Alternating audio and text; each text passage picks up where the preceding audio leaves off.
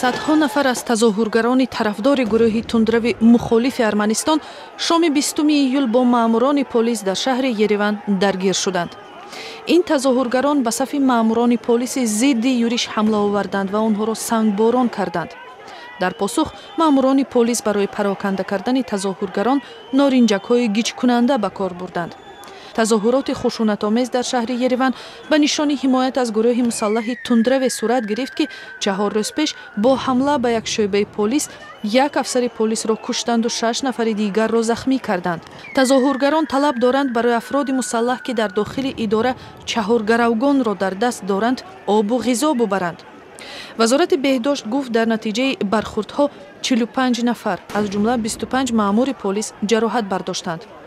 افراد مسلح روز 17 ایول اداره پلیس ناحیه ارنبوری را اشغال کردند.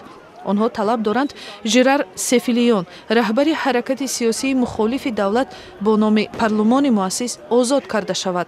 او را ماه گذشته با اتهام نگهداری غیر قانونی سلاح دستگیر کردند.